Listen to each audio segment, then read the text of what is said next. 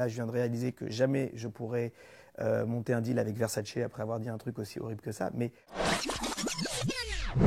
je m'appelle Grégory Cohen, j'ai 1001 vies et parmi ces vies, j'ai été à l'origine et à la création d'un petit personnage, une petite blonde hyper mignonne avec des grands yeux bleus qui dansait et qui chantait, qui s'appelait Bébé Lily. Alors tout commence en fait, je reviens des États-Unis et puis je suis contacté par EMI, par un monsieur, un grand ponte de la musique qui s'appelle Frédéric Juarez. Et Frédéric Juarez me dit, est-ce que ça te brancherait de monter une boîte de prod et de produire des clips et puis des petits programmes courts de pub autour de mon label chez EMI. Je lui dis ouais, avec plaisir, on essaye. Moi j'étais prêt à faire n'importe quelle aventure. Et on crée une boîte de prod qui s'appelle Interactive Factory. Et on fait un premier clip qui est hyper traditionnel avec un chanteur qui s'appelait Murray Head. Le clip tourne, ça fonctionne super bien. Et puis parallèlement à ça, on commence à essayer de voir comment est-ce qu'on peut faire vivre cette boîte de prod. Et on va travailler avec Coyote Productions, avec Christophe de Chavannes, pour l'habillage d'une émission qui s'appelle Moshi Moshi, c'est un pilote. Et on lui crée un petit avatar, genre Kung Fu, de lui, en animé. Et on commence à travailler sur un côté hyper manga. Le pilote ne se tourne pas, mais de Chavannes trouve ça super chouette et nous fait travailler sur d'autres choses. Moi, je suis super fier de ce pilote, je le montre un peu à tout le monde.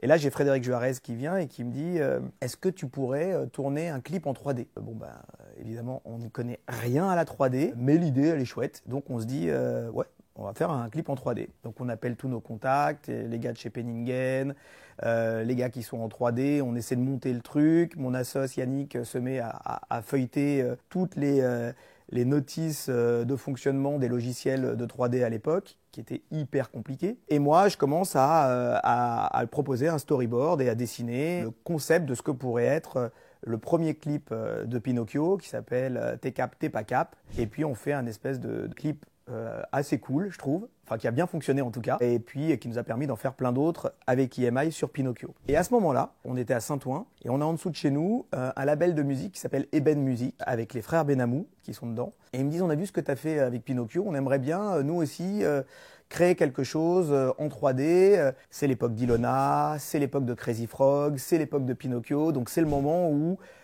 tous les businessmen de la planète se disent waouh, il faut qu'on soit dans de la 3D, c'est le futur. Ce qui doit vous faire marrer aujourd'hui, parce que le futur, il est déjà dépassé, mais à l'époque, c'était notre futur. Je dis ok, ils me font écouter une chanson qui s'appelle Allô Papy, et ils me disent mais on n'a pas d'argent, ça va être compliqué, on ne sait pas comment faire. Donc c'est toujours le truc où tu as la boîte de prod qui arrive et qui te dit il faut nous faire un super truc, mais on n'a pas d'argent. Et toi, en tant que créa, tu dois te débrouiller à essayer de faire un super truc sans argent. Du coup, moi, je réfléchis, j'entends Allô Papy.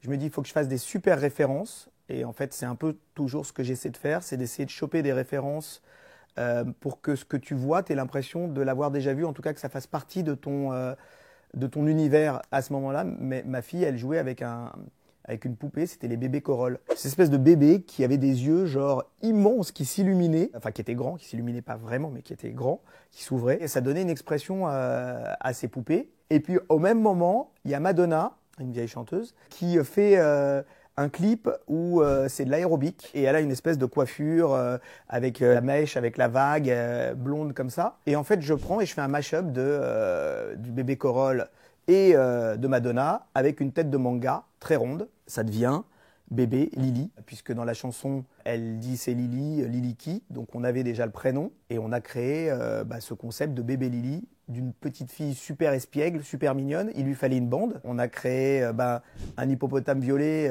qu'on a appelé Gros Poteau. Bunny Boone, parce qu'il y avait à l'époque les débuts d'un acteur qui était drôle, qui s'appelait Danny Boone. Bunny Boone et Gros Poteau, c'est les deux.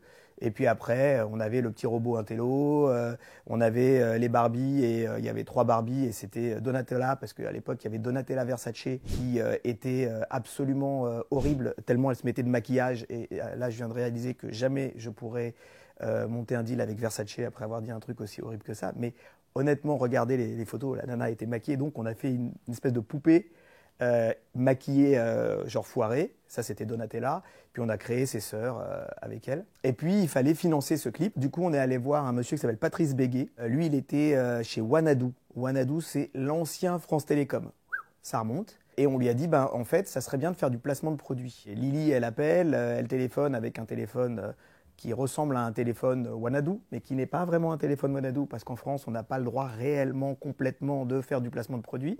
Mais vu que ça fait 20 ans, il y a prescription et personne ne nous a chopé. Mais en vrai, on a tout fait financer grâce à ça. Je crois même qu'on a foutu un Minitel quelque part. Bref, et c'était du coup génial. On a vendu ça en disant c'est super transgénérationnel, c'est une petite fille qui appelle son grand-père. Alors là, Wanadoo, France Télécom, ouais, c'est exactement ce qu'on veut. Le lien familial entre la petite fille qui appelle le grand-père, génial, combien? Tant. Et du coup, ils nous ont financé notre projet Bébé Lili comme ça. C'est en fait un peu comme un alignement de planètes, c'est-à-dire que ça arrive, tu fais Pinocchio, puis d'un seul coup, il le voit, il te dit tiens, tu veux pas nous faire un truc? On dit oui, on prend, on mixe, tout fonctionne, on monte l'équipe, on s'éclate. Et derrière tout ça, il y a un génie qui continue à être dans le monde de la musique, qui s'appelle Antoine Guifian, et qui monte un deal avec Warner. Et c'est le début de YouTube. Et lui place Bébé Lili sur YouTube, place Bébé Lili en contenu gratuit, parce que les chaînes de télévision ont besoin d'avoir de l'image et du contenu, donc il le met en contenu gratuit dans tout le groupe Lagardère, donc TJ, Gulli, et puis ça prend. Puis après, on fait des partenariats avec TF1, ça prend, et le truc monte, monte, monte. Là, j'ai regardé, on est à 540 millions de vues. Enfin, le chiffre est juste complètement dingue, 540 millions de vues. Un produit 100% français, fait en France par nous, quoi, par une bande de potes. Derrière ça, il y a forcément un type super bon qui s'appelle Akkad qui fait les musiques, un autre qui s'appelle FB Cool, un autre qui s'appelle Lilo, Hervé Benamou, enfin bref, toute une bande qui sont monstrueux sur tout ce qui est contenu. Et puis de notre côté, moi je fais la réal, les storyboards, les dessins, et puis avec Yannick, on crée un espèce de studio et on devient un peu les champions de ceux qui réussissent à faire des clips qui fonctionnent en 3D dans un temps record et avec des références qui marchent plutôt bien. Donc on a enquillé plein de clips. Il y a même des trucs un peu drôles dans la jungle des animaux. Il y a l'arche de Noé. Et en fait, à ce moment-là, j'ai une fille qui s'appelle Zoé. Et donc, tu as un éléphant qui va taper. Et puis le N de Noé va tomber et ça va faire l'arche de Zoé. Dans la jungle des animaux, pareil. Je dis à ma fille, comment est-ce que tu verrais un éléphant? Et donc, elle me dessine un éléphant genre compact, comme ça. Ou une girafe avec un cou genre complètement démesuré, un tout petit corps.